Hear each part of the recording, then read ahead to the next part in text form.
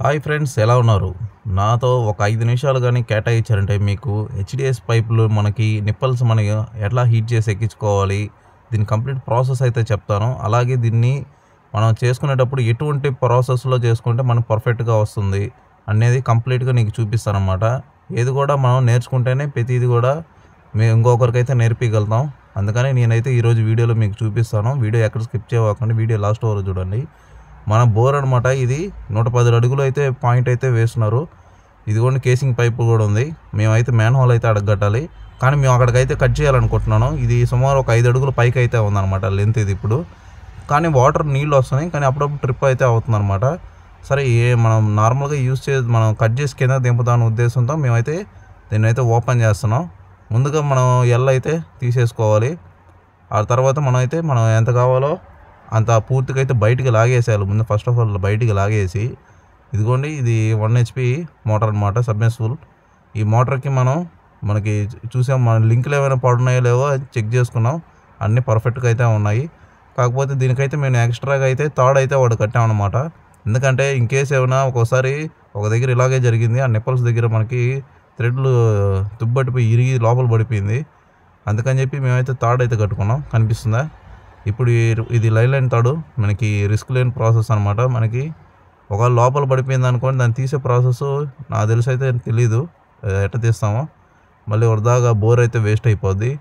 ఇదిగోండి మనకి మా హోల్లో అయితే మొత్తం దింపుకుంటున్నాం. మనం ఎంత అయితే కట్ చేసుకున్న పైప్ అది తీసేసాము. ఇదిగోండి మిగతాది మొత్తం ముడి వేసుకుంటా అక్కడక్కడ ప్రతి 4 అడుగులకి 3 అడుగులకి ఒకటి అయితే పెట్టాలి. కానీ సమస్య ఏదో చూసారా, 3 అడుగులు బయటకు ఉంది అంటే పూర్తిగా మట్టి అయితే పడి లోపల కంప్రెసర్ వాటర్ కంప్రెస్ చేస్తే మాత్రం తగ్గదు. ఇల్లీగల్ ఓనర్లకు అయితే చెప్పే విషయం ఒకటి, మోటార్ కంప్రెసర్ ఏం చేయాలి, అప్పుడు మనకి లోపల కూడుకుందంతా బయటకు వస్తుంది. లేదంటే హీట్ చేసి మనకి పైప్ని కట్ చేసి మళ్ళీ నిప్పల్స్ ఎక్కించుకోవడమే అని చెప్పారనమాట. అందుకని వీళ్ళు కట్ చేసామన్నారు ఒక 10 అడుగుల పైపు. ఇదిగోండి హెచ్డిఎం పైపులు ఎప్పుడు కూడా హీట్ చేస్తే మాత్రం సెట్ కాదు. అది చూపించారు కదా మనం హీట్ చేసేట. కానీ ఈ ప్రాసెస్లో మనకి బెస్ట్గా పనిచేస్తుంది ఏంటంటే, మనకి ఇంజన్ ఆయిల్ హీటర్లో స్టీల్ దాంట్లో పెట్టుకోవాలి. అలాగే గుడ్డ అయితే పెట్టుకోవాలి, తడిగుడ్డ.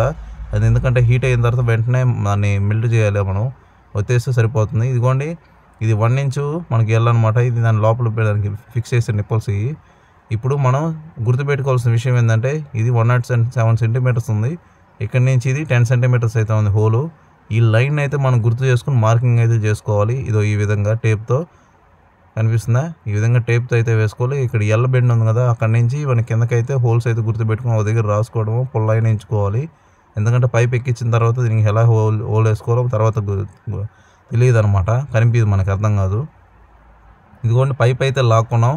ఈ పైప్ లైన్లో మనం వాటర్ అనేది ఏమీ లేకుండా అయితే చూసుకోవాలి. ఎందుకంటే ఇది బాయిల్ భయంకరమైన హీట్ ఉంటుంది. ఇది ఇంజన్ ఆయిల్ మనకి ఇలా పొగలు రావాలన్నమాట. పొగలు వచ్చినప్పుడు మాత్రమే దాంట్లో పెట్టాలి. దాంట్లో నుంచి వాటర్ అనేది కింద పడింది అనుకోండి, కొద్దిగా బ్లాస్ట్ టైప్ అయితే అవ్వద్దు అనమాట.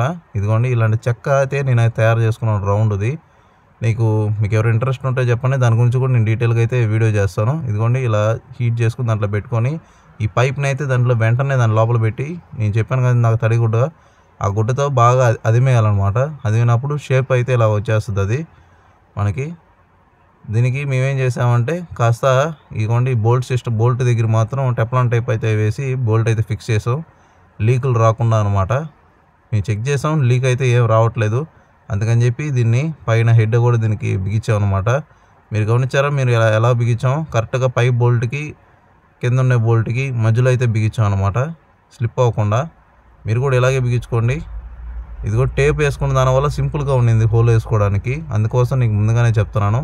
ఇలా చేసుకుంటే మార్కెట్లో వాళ్ళు వచ్చి బిగియడానికి మనకి 500 ఛార్జెస్ చేస్తారనమాట. ఏ పని కూడా మనం నేర్చుకున్న దానివల్ల మనం ఇంకొకరికి నేర్పించవచ్చు, అలాగే మనకి యూస్ అవుతాయి. మీకు అర్థమైంది అనుకుంటున్నాను. వీడియో నచ్చితే లైక్ చేయండి. నెక్స్ట్ వీడియోలో కలుస్తాను. బాబాయ్.